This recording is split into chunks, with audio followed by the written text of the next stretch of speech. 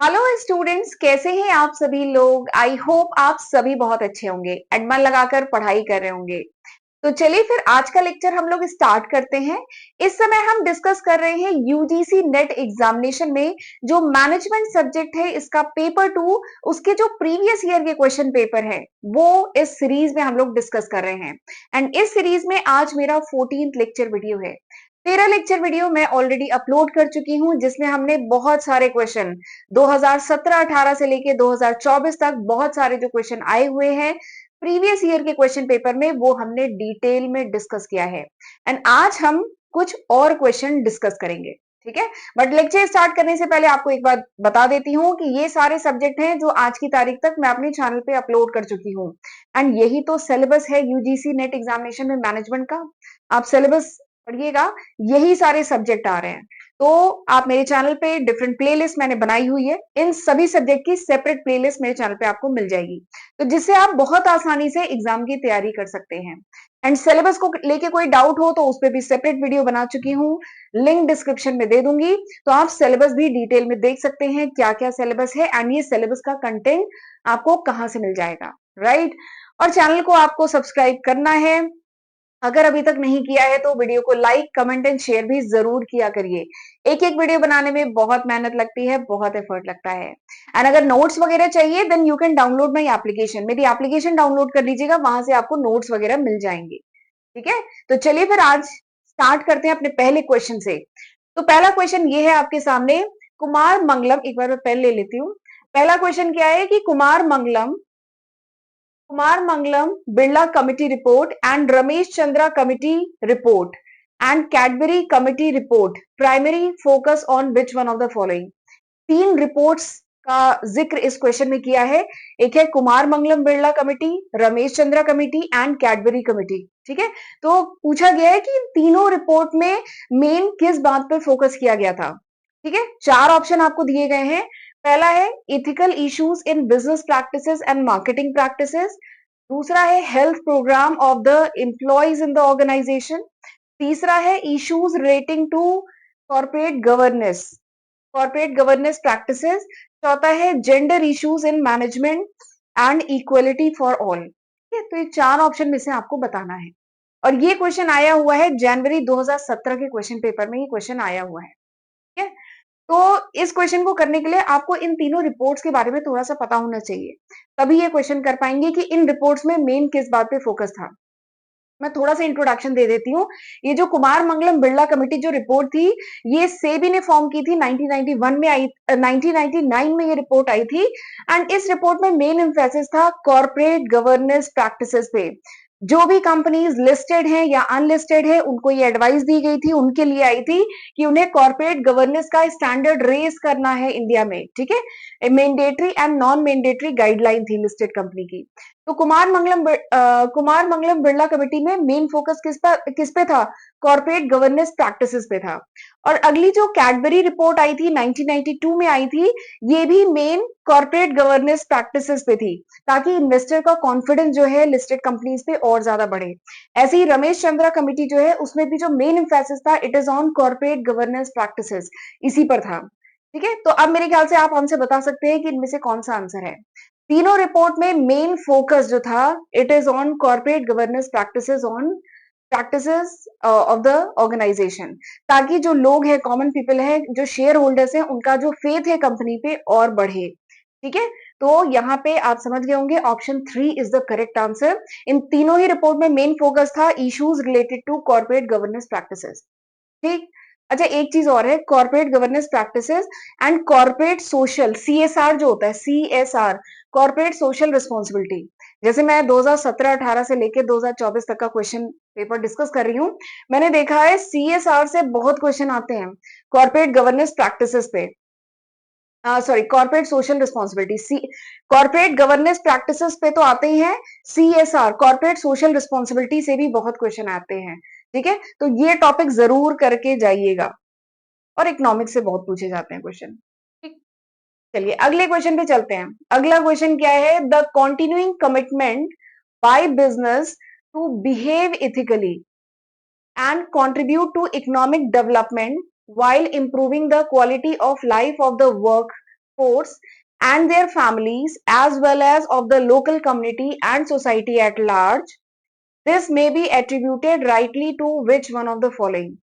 तो क्वेश्चन क्या कह रहा है कि ये जो कमिटमेंट है बिजनेस का, ये जो कमिटमेंट है कि बिजनेस जो है इथिकली बिहेव करेंगे एंड जो कंट्री है उसके इकोनॉमिक डेवलपमेंट में कंट्रीब्यूट करेंगे, और जो वर्कफोर्स है ऑर्गेनाइजेशन का, जो वर्कफोर्स है, जो एम्प्लॉयज हैं, ताकि उनकी जो क्वालिटी ऑफ लाइफ है वो इम्प्रूव हो, उनकी फैमिलीज की क्वालिटी ऑफ लाइफ इम्प्रूव हो, और जो ऑर्गेनाइजेशंस हैं वो लोकल कम्युनिटी तथा और सोसाइटी के लिए भी काम करेंगे। तो बेसिकली ये सारी बातें किसमें कही गई है? चार ऑप्शन आपको दिया गया है, ठीक है। ये ऑर्गेनाइजेशन केवल अपने हित के लिए नहीं, ऑर्गेनाइजेशन जो होती है वो एक सोसाइटी का पार्ट होती है, समाज का पार्ट होती है। तो क्योंकि समाज, लोग अगर कस्टमर की बात करें, सप्लायर की बात करें, एम्प्लॉय की बात करें, शेयर होल्डर की बात करें, ये सब समाज का ही तो पार्ट है, सोसाइटी का ही तो पार्ट है। तो ऑर्गेनाइजेशन इनसे अगर ले रही है तो ऑर्गेनाइजेशन की ये मतलब रिस्पॉन्सिबिलिटी है, ये ऑर्गेनाइजेशन को करना चाहिए कि ऑर्गेनाइजेशन समाज को कुछ वापस भी दे, ठीक है। तो ऑर्गेनाइजेशन को भी इथिकली बिहेव करना चाहिए ताकि ओवरऑल सोसाइटी का इंप्रूवमेंट हो, सोसाइटी का कल्याण हो, और वो सोसाइटी के डेवलपमेंट में काम कर सके, इकोनॉमिक, किसी भी नेशन के भी इकोनॉमिक डेवलपमेंट में काम कर सके। तो ये सारी बातें किस में कही गई है? चार ऑप्शन दिया गए हैं। Ethical responsibility of business, corporate social responsibility, commitment toward employee welfare, compliance with the provision of plantation worker act. ये प्लांटेशन वर्कर एक्ट तो एकदम, ये तो है ही नहीं आंसर। तो ये बात किस में कही गई है कि सोसाइटी, ऑर्गेनाइजेशन को केवल अपने लिए नहीं, सोसाइटी के लिए, जो सोसाइटी ऑर्गेनाइजेशन की ग्रोथ में इतनी हेल्प करती है, ऑर्गेनाइजेशन को सोसाइटी की तरफ भी काम करना चाहिए। तो ये बात इन सब में किस में कही गई है? तो ये बात ही तो होती है corporate social responsibility. Corporate social responsibility ही तो है। देखिए नाम क्या है, कॉर्पोरेट सोशल रिस्पॉन्सिबिलिटी, यानी कॉर्पोरेट की तरफ से, कॉर्पोरेट केवल अपने हित के बारे में नहीं सोचे, सोसाइटी की तरफ, सोसाइटी की तरफ भी उसकी कुछ रिस्पॉन्सिबिलिटी है, कुछ दायित्व है। तो वही है कॉर्पोरेट सोशल रिस्पॉन्सिबिलिटी। ऑर्गेनाइजेशन का काम है अच्छे से काम करे ताकि उसके साथ जितने जुड़े हुए लोग हैं, चाहे सोसाइटी के लोग कस्टमर के फॉर्म में, चाहे उसके एम्प्लॉयज, उन सब की क्वालिटी ऑफ लाइफ क्या हो, इंप्रूव हो। और प्लस ओवरऑल इकोनॉमिक डेवलपमेंट, वो ऑर्गेनाइजेशन जिस नेशन में है उस नेशन का भी इकोनॉमिक डेवलपमेंट हो। तो ये बात किसमें कही गई है? ये कही गई है कॉर्पोरेट सोशल रिस्पॉन्सिबिलिटी में। तो यहाँ पे सही क्या है? Option 2 is the correct answer. And ये क्वेश्चन कब का आया हुआ है? नवंबर 2017 में आया हुआ है, ठीक है। एंड एक्सप्लेनेशन देखनी है तो एक बार इसका स्क्रीनशॉट ले सकते हैं। देखिए सीएसआर, कॉर्पोरेट सोशल रिस्पॉन्सिबिलिटी होती क्या है? ये एक सेल्फ रेगुलेटरी बिजनेस मॉडल है। इसके अकॉर्डिंग कंपनीज को सोशली अकाउंटेबल होना चाहिए, केवल अपने लिए नहीं, सोसाइटी की तरफ भी, सोसाइटी के कल्याण के लिए। यानी पब्लिक है, शेयर होल्डर है, एम्प्लॉय है, कस्टमर है, सबके हित के बारे में सोचना चाहिए, ठीक है। तो this is CSR, corporate social responsibility. Option 2 is the correct answer. अगला क्वेश्चन देखते हैं। अगला क्वेश्चन जो है इकोनॉमिक्स का है। इकोनॉमिक्स में एक बात बता दूं, इलास्टिसिटी ऑफ डिमांड या डिमांड एनालिसिस जो टॉपिक है ना, इससे बहुत क्वेश्चन आते हैं, ठीक। तो ये क्वेश्चन भी वहीं से है। आपको लिस्ट 1 को लिस्ट 2 से मैच करना है, लिस्ट 1 लिस्ट 2 मैच करना है, ठीक है। लिस्ट 1 में क्या दिया गया है? Positive income, negative income, positive cross good, negative cross, चार ऑप्शन इधर आइटम दिए गए हैं। यहाँ पे क्या है? Substitute good elasticity, complementary elasticity, inferior good elasticity, superior good elasticity, ठीक है। तो ये दिया गया है, आपको लिस्ट 1 को लिस्ट 2 से मैच करना है, ठीक है। अब चलिए करना शुरू करें। पॉजिटिव इनकम क्या होता है? देखिए पॉजिटिव इनकम क्या है और इसको देखते हैं किससे मैच होगा। देखिए पॉजिटिव इनकम मतलब क्या है? पॉजिटिव इनकम वो कंडीशन है जिसमें क्या होता है? डिमांड इंक्रीज करती है। देखिए पॉजिटिव मतलब दोनों चीजें एक ही डायरेक्शन में मूव कर रही है, एक बढ़ रहा है तो दूसरा ही बढ़ रहा है, दैट इज पॉजिटिव। तो पॉजिटिव इनकम क्या है? पॉजिटिव इनकम वो कंडीशन है जिसमें डिमांड बढ़ती है, गुड्स या सर्विसेज की डिमांड बढ़ती है एज द इनकम राइजेस। जैसे जैसे इनकम बढ़ेगी गुड्स की डिमांड बढ़ेगी, उसी को कहते हैं पॉजिटिव इनकम। दोनों चीजें एक ही डायरेक्शन में मूव कर रही है तो पॉजिटिव इनकम। तो बताइए किस टाइप के गुड्स में ऐसा होता है? क्या इंफीरियर गुड में होता है, कॉम्प्लीमेंट्री में होता है कि सब्स्टिट्यूट में होता है? तो ऐसा सुपीरियर गुड में होता है, ठीक है। सुपीरियर या नॉर्मल गुड्स जो होते हैं ना, उनमें क्या होता है कि जैसे सुपीरियर गुड्स में इवन होता है कि जैसे जैसे हमारी इनकम बढ़ती है, we we move to superior good, हम सुपीरियर गुड पे जाते हैं एंड उसकी डिमांड बढ़ती है। जैसे जैसे इनकम बढ़ती है सुपीरियर गुड्स की डिमांड बढ़ती है, सुपीरियर गुड्स लोग लेने लगते हैं, इंफीरियर गुड्स नहीं लेते हैं। तो आपको ये समझ में आ गया होगा, एक इससे मैच हो रहा है 4 से। देखिए एक 4 से कहा मैच हो रहा है, ये इसमें मैच हो रहा है, ठीक है। तो हमें ये तो समझ में आ गया, मैचिंग वाले में अगर हम एक पे भी कॉन्फिडेंट हैं तो हमें समझ में आ गया है कि थर्ड आंसर होगा। पर चलिए और मैच करा लेते हैं। अगला क्या है, निगेटिव इनकम। निगेटिव इनकम का क्या मतलब है, वो कंडीशन जिसमें डिमांड क्या हो रही है, डिमांड घट रही है as the income is rising. Negative income यानी दोनों अपोजिट डायरेक्शन में जा रहे हैं, एक बढ़ रहा है दूसरा घट रहा है। यानी निगेटिव इनकम वो कंडीशन है जिसमें डिमांड घट रही है as the income is rising. तो हमारी इनकम अगर बढ़ने लगती है तो हम क्या करते हैं, इंफीरियर गुड्स नहीं खरीदते हैं, हम सुपीरियर गुड की तरफ मूव कर जाते हैं। तो फिर हमें समझ में आ गया इंफीरियर गुड इलास्टिसिटी होगा इसका। तो बी किससे मैच हो रहा है, थर्ड से। तो बी देखिए यहाँ पे थर्ड से मैच हो रहा है, ठीक। अगला क्या है, positive cross good. Positive cross good का क्या मतलब है, पॉजिटिव क्रॉस गुड। तो पॉजिटिव क्रॉस गुड का क्या मतलब है, क्रॉस गुड है इसमें, यानी यहाँ पे दो गुड्स हैं, good A and good B. तो पॉजिटिव क्रॉस गुड का ये मतलब है कि as the price of good B, price, ये प्राइस करते हैं कि as the price of good B, कोई गुड बी है इसकी प्राइस बढ़ रही है, वो demand of good A is increasing. देखिए पॉजिटिव मतलब क्या है, दोनों एक ही डायरेक्शन में जा रहे हैं, और यहाँ पे क्रॉस गुड है, क्रॉस गुड मतलब दो गुड्स हैं। तो जब प्राइस बढ़ रही है गुड बी की, गुड बी की प्राइस बढ़ रही है तो डिमांड गुड ए की बढ़ रही है। तो ऐसा किसमें होता है, ऐसा किसमें होता है, ऐसा सब्स्टिट्यूट गुड में होता है ना। अगर इसका सबसे बढ़िया एग्जांपल है टी एंड कॉफी। अगर कॉफी की प्राइस बढ़ रही है, ठीक है, बी मान लीजिए कॉफी है, अगर कॉफी की प्राइस बढ़ रही है तो क्या होगा, टी की डिमांड बढ़ेगी ना, लोग टी पे स्विच हो जाएंगे, टी की डिमांड बढ़ेगी। तो पॉजिटिव क्रॉस गुड का किससे जाएगा, सब्स्टिट्यूट गुड इलास्टिसिटी, यानी सी किससे मैच होगा, वन से। अब निगेटिव क्रॉस गुड क्या है, निगेटिव क्रॉस गुड का मतलब है कि demand of a good is falling as the price of B good is rising। जैसे जैसे B गुड की प्राइस बढ़ रही है डिमांड जो है A गुड की फॉल हो रही है। तो ये क्या है, ये किसमें होता है, ऐसा कॉम्प्लीमेंट्री गुड्स में होता है ना। जैसे कार एंड पेट्रोल, अगर पेट्रोल बहुत ज्यादा महंगा हो जाएगा, अभी तो 100 रुपए लीटर के आसपास चल रहा है, अगर पेट्रोल बहुत ज्यादा महंगा हो जाएगा तो कोई गाड़ी खरीदेगा, लोग गाड़ी कम खरीदने लगेंगे, पब्लिक ट्रांसपोर्ट से मूव करेंगे। तो क्या होगा, डिमांड कम हो जाएगी। तो ऐसा क्या होगा, कॉम्प्लीमेंट्री गुड्स में होगा, यानी डी मैच होगा सेकंड से। तो चारों ही मैच हो गए, option 3 is the correct answer, ठीक है। तो इस तरीके से होगा, और इसकी एक्सप्लेनेशन देखनी है तो एक बार ये रीड कर सकते हैं वीडियो को पॉज करके। चलिए आगे बढ़ते हैं, अगला क्वेश्चन। अगला क्वेश्चन इकोनॉमिक्स का है, मार्केट स्ट्रक्चर आपने पढ़ा होगा। अच्छा एक चीज और है, इकोनॉमिक्स मैंने डिटेल में अपने चैनल पे पढ़ाया है, 70 टू 75 लेक्चर वीडियो में डिटेल में इकोनॉमिक्स मेरे चैनल पे अवेलेबल है, तो जरूर आप उसका फायदा उठाइएगा, वहां से आप पढ़ सकते हैं, आधे आधे घंटे के लेक्चर्स हैं, नोट्स एप्लीकेशन पे आपको मिल जाएंगे, ठीक है। अगला क्वेश्चन देखते हैं, मार्केट स्ट्रक्चर एक टॉपिक है इकोनॉमिक्स में, बहुत इंपॉर्टेंट टॉपिक है, वहां से बहुत क्वेश्चन आते हैं। तो वहीं से है कि for perfect competition indicate the correct code for essential condition from the following. यानी परफेक्ट कॉम्पिटिशन मार्केट के रिस्पेक्ट में आपको बताना है इसमें से क्या सही है। पहला क्या है, परफेक्ट कॉम्पिटिशन मार्केट के रिस्पेक्ट में बताना है। पहला क्या है, large number of buyer and seller. इस क्वेश्चन में पूछा जा रहा है परफेक्ट कंपटीशन मार्केट में कौन कौन सी कंडीशन रहती है, एसेंशियल कंडीशन, वो आपको बतानी है। इनमें से कौन सी, A B C D E F दिया है और ये चार ऑप्शन है, आपको सही बताना है।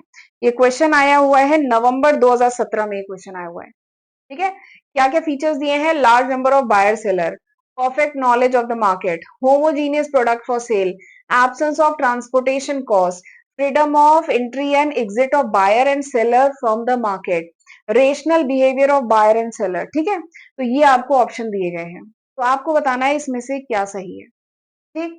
अब ये क्वेश्चन आप तब कर पाएंगे when you have idea about the perfect competition market. Perfect competition market होता क्या है इसके बारे में आइडिया होगा, तभी आप ये क्वेश्चन कर पाएंगे। तो देखिए मार्केट स्ट्रक्चर में आपने पढ़ा था चार टाइप के मार्केट होते हैं, एक परफेक्ट कंपटीशन मार्केट, आपका monopoly market, monopolistic market, oligopoly market. एक तो ओलिगोपोली से बहुत क्वेश्चन आते हैं, तो वो भी टॉपिक जरूर करके जाइएगा। पिछले लेक्चर्स में मैंने बहुत सारे क्वेश्चन कराए हैं ओलिगोपोली पे, तो पहले मैं आपको बता देती हूँ परफेक्ट कंपटीशन मार्केट के कुछ फीचर्स बता देते हैं। सबसे पहले तो परफेक्ट कंपटीशन मार्केट में large number of buyer and seller होते हैं। सेलर भी बहुत सारे, बायर भी बहुत सारे, एंड यहाँ पे जो प्रोडक्ट होता है दैट इज होमोजीनियस प्रोडक्ट, मतलब सिमिलर प्रोडक्ट होता है। जिसका बहुत बढ़िया एग्जाम्पल है ये जो सब्जी मार्केट है। यहाँ पे क्या है, सिमिलर प्रोडक्ट है, आलू प्याज टमाटर हर जगह सेम प्रोडक्ट मिल रहे हैं। ठीक है, एंट्री एग्जिट फ्री होती है, परफेक्ट इंफॉर्मेशन होती है, यानी प्रोडक्ट के बारे में, प्रोडक्ट की प्राइस के बारे में, क्वांटिटी के बारे में एंड मार्केट कंडीशन के बारे में सारी इंफॉर्मेशन सबको अवेलेबल होती है। एंड यहाँ पे प्राइस टेकिंग होती है, जो सेलर होता है वो प्राइस टेकिंग होते हैं। मतलब क्या है, यहाँ पे डिमांड सप्लाई के बेसिस पे प्राइस डिसाइड होती है। यहाँ पे जो सेलर है वो प्राइस नहीं डिसाइड करता है, यहाँ पे डिमांड सप्लाई के बेसिस पे प्राइस डिसाइड होती है। सेलर प्राइस को इन्फ्लुएंस नहीं कर सकता है, कोई भी सिंगल सेलर प्राइस को इन्फ्लुएंस नहीं कर सकता है। ठीक है, एंड इक्विलिब्रियम प्राइस होती है, मतलब वही डिमांड सप्लाई के बेसिस पे प्राइस डिसाइड होती है। यहाँ पे कोई प्रमोशन वगैरह नहीं होता, कोई एडवर्टाइजमेंट का खर्चा वगैरह नहीं है। परफेक्ट मोबिलिटी होती है फैक्टर ऑफ प्रोडक्शन की, और यहाँ जो बायर एंड सेलर होता है उनका रेशनल बिहेवियर होता है। ठीक है, तो ये इसके कुछ फीचर्स हैं। तो आप अब इसको 6 पॉइंट को रीड करिए, तो यही तो बताया गया है, यही पॉइंट है। Large number of buyer and seller, perfect market के बारे में इंफॉर्मेशन होती है, प्रोडक्ट होमोजीनियस होते हैं, आलू प्याज टमाटर, ट्रांसपोर्टेशन की कोई कॉस्ट नहीं, फ्री एंट्री एग्जिट होती है, एंड बायर सेलर का रेशनल बिहेवियर होता है।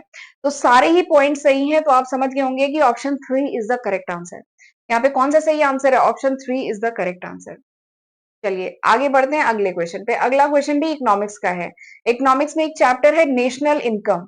इकोनॉमिक्स में एक चैप्टर है ना नेशनल इनकम, ट्वेल्थ में भी आपने अगर कॉमर्स ली होगी तो वहां पे ही पढ़ा होगा। ये तो 12th लेवल का ही क्वेश्चन है। तो आपको वही लिस्ट 1 को लिस्ट 2 से मैच करना है।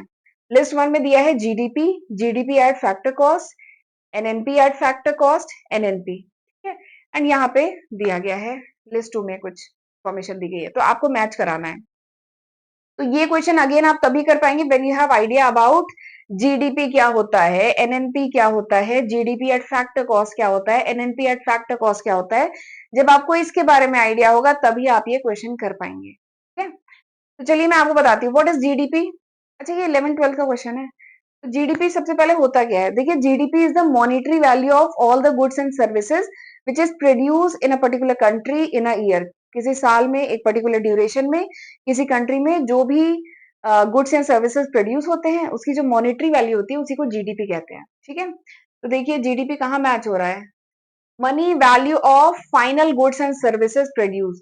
तो जीडीपी किससे मैच हो रहा है, ए मैच हो रहा है 3 से। तो देखिए ए मैच हो रहा है 3 से, कहाँ पे, यहाँ पे। ठीक, एनएनपी क्या होता है, जीडीपी की बात हो गई, एनएनपी क्या होता है, एनएनपी इज, चलिए अच्छा सीक्वेंस में ही चलते हैं, क्यों मैं डायरेक्ट उधर जाऊं। ठीक है, जीडीपी हो गया। अगला GDP at factor cost. GDP at factor cost क्या होता है, तो देखिए यहाँ पे मैंने लिखा है जीडीपी एट फैक्टर कॉस्ट क्या होता है, टोटल वैल्यू ऑफ गुड्स या कम्युनिटी जो किसी कंट्री में प्रोड्यूस होती है by all the production unit, यानी जितनी भी इंटरप्राइज है वो मिलके किसी इकोनॉमी में जो गुड्स या सर्विसेज प्रोड्यूस करती है उसकी जो ग्रॉस वैल्यू होती है उसको कहा जाता है जीडीपी एट फैक्टर कॉस्ट। तो बी किससे मैच हो रहा है, 4 से मैच हो रहा है, तो ये हो गया। वैसे इस पे अगर 2 पे भी हम श्योर है ना, तो यानी आंसर इज 2, आंसर 2 है। देखिए और कहीं ए थर्ड से मैच नहीं हो रहा, बी 4 से और कहीं मैच नहीं हो रहा, तो हमें आंसर तो पता चल गया है कि आंसर इज 2। अच्छा, ये क्वेश्चन आया हुआ है नवंबर 2017 में। ठीक है, अगला क्या है, NNP eight factor cost. NNP eight factor cost क्या होता है, यहाँ पे देखिए मैंने इसकी एक्सप्लेनेशन लिखी है। एनएनपी एट फैक्टर कॉस्ट मतलब होता है कि जो net money value of goods and services produce by normal resident of particular country, यानी किसी भी कंट्री के जो नॉर्मल रेसिडेंट हैं जो वही रहते हैं, वो जो भी कह लीजिए नेट मनी वैल्यू प्रोड्यूस करते हैं उसे कहा जाता है एनएनपी एट फैक्टर कॉस्ट। तो यानी ये तो नेशनल इनकम की बात हो रही है ना, यानी C1 पे मैच हो गया। ठीक है, और ये एनएनपी एट फैक्टर कॉस्ट हो गया। और एनएनपी क्या है, नेट नेशनल इनकम। तो नेट नेशनल इनकम में केवल जो नॉर्मल रेसिडेंट हैं वो जो मनी वैल्यू प्रोड्यूस कर रहे हैं, केवल वही नहीं, अब्रॉड से, इंडिया के लोग जो अब्रॉड से कमा रहे हैं ना वो भी एनएनपी में इंक्लूडेड होता है, एंड उसमें से डेप्रिसिएशन माइनस किया जाता है। तो वो यहाँ पे बात हो रही है NDP plus net flow of income from abroad, बाहर से भी जो इनकम आ रही है उसको भी इंक्लूड किया जाता है एनएनपी में। तो एनएनपी किससे मैच हो रहा है, सेकंड से। ठीक है, तो यहाँ पे option 2 is the correct answer, option 2 यहाँ पे सही आंसर। ठीक है, तो इस तरीके से किया जाएगा क्वेश्चन। मैचिंग वाले क्वेश्चन बहुत आते हैं एग्जाम में। देखिए मैचिंग वाला आप तब कर पाएंगे when you have idea about all four, चारों के बारे में आइडिया होगा, चारों को मैच कराना है, इसलिए मैचिंग के क्वेश्चन तो बहुत पूछे जाते हैं। बट मैचिंग के क्वेश्चन करना भी आसान होता है, क्योंकि अगर आपको इन चारों में से किसी एक पर भी आप 100% श्योर है, तो आप इसमें से देख लीजिएगा कौन किससे मैच हो रहा है, तो करना आसान भी है। ठीक है, बट पूछे बहुत जाते हैं इस टाइप के। चलिए अगला क्वेश्चन करते हैं। अगला question again corporate social responsibility जो टॉपिक है उससे है, एंड ये भी नवंबर 2017 का आया हुआ क्वेश्चन है। पूछा गया है कि which among the following are also called corporate social responsibility. तो पूछा गया है कि इन तीनों में, ये तीन है, इन तीनों में सीएसआर किसे कहते हैं? कॉर्पोरेट कंसाइज, सीएसआर को क्या कॉर्पोरेट कंसाइज भी कहा जाता है, कॉर्पोरेट सिटीजनशिप भी कहा जाता है, या रिस्पॉन्सिबल बिजनेस भी कहा जाता है। ठीक है, तो ये पूछा गया है कि इन तीनों में कौन है सीएसआर। तो आपको मैं बता दूं, सीएसआर कॉर्पोरेट सोशल रिस्पॉन्सिबिलिटी, जब ये टॉपिक आप पढ़ते हैं इसके यूनिट 1 में ही ये बात कही गई है कि सीएसआर इज ऑल्सो कॉल्ड, जो कॉर्पोरेट सोशल रिस्पॉन्सिबिलिटी है इसको कॉर्पोरेट कंसाइज भी कहते हैं, कॉर्पोरेट सिटीजनशिप भी कहते हैं, या रिस्पॉन्सिबल बिजनेस। रिस्पॉन्सिबल बिजनेस का मतलब क्या है? वो बिजनेस जो केवल अपने प्रॉफिट के बारे में नहीं सोचे, जो समाज के, सोसाइटी के, क्योंकि business is a part of society, जो कॉर्पोरेट होते हैं वो समाज का ही पार्ट है, उसमें समाज के लोग ही काम कर रहे हैं, और समाज नहीं रहेगा तो ऑर्गेनाइजेशन किसके लिए प्रोडक्शन करेगा। ठीक है, तो रिस्पॉन्सिबल बिजनेस मतलब क्या है कि बिजनेस सोसाइटी की तरफ भी रिस्पॉन्सिबल हो, कोई ऐसा काम ना करे जिससे समाज का नुकसान हो, हार्मफुल हो वो, चाहे इन्वायरमेंट के लिए चाहे इकोनॉमिकली वो नुकसान हो, तो यही रिस्पॉन्सिबल बिजनेस और यही तो सीएसआर है। एंड कॉर्पोरेट, या देखिए मैंने इसकी एक्सप्लेनेशन लिखी हुई है। कॉर्पोरेट सिटीजनशिप क्या होती है कि कंपनी का कमिटमेंट कि वो रिस्पॉन्सिबल होगा, इथिकल होगा, एंड वो सोसाइटी के हित में काम करेगा, इन्वायरमेंट के हित में काम करेगा, तो यही तो होता है कॉर्पोरेट सिटीजनशिप, एंड यही तो सीएसआर है। अगला क्या है? Corporate concise. कॉर्पोरेट कंसाइज मतलब क्या है कि सेम वही सीएसआर, कि कंपनी का कमिटमेंट कि वो सोशल एंड एनवायरमेंटल रिस्पॉन्सिबिलिटी अच्छे से निभाएगा, ऑर्गेनाइजेशन के किसी भी ऑपरेशन से, ठीक है, समाज को या इन्वायरमेंट को इंपैक्ट नहीं डालेगा, तो यही तो सीएसआर है। ठीक है, तो सीएसआर ये तीनों है, कॉर्पोरेट सोशल रिस्पॉन्सिबिलिटी के ये तीनों अलग अलग नाम है। Corporate social responsibility is also called corporate concise, is also called corporate citizenship, is also called responsible business. तो यहाँ पे आंसर क्या होगा? यहाँ पे होगा आंसर 2 ABC। तीनों को कहते हैं सीएसआर, ये जो तीनों है इन तीनों को कहा जाता है सीएसआर, कॉर्पोरेट सोशल रिस्पॉन्सिबिलिटी। ठीक है, चलिए आगे बढ़ते हैं। अब आज हम यहीं तक रखते हैं, ठीक है, अगले लेक्चर में हम कुछ और क्वेश्चन करेंगे। आज हम यहीं तक रखते हैं, और आपको क्या करना है? आपको करना है मेरे चैनल को subscribe, like, comment and share. Comment तो जरूर करिएगा, प्लीज मुझे फीडबैक दिया करिए कि ये लेक्चर आपको यूजफुल लग रहा है कि नहीं लग रहा है, मैं आगे इस सीरीज को कंटिन्यू करूं कि नहीं करूं, कि यहीं पे स्टॉप करूं। ठीक है तो चलिए फिर मिलते हैं अगले लेक्चर वीडियो में, तब तक अपना ध्यान रखिएगा। God bless you.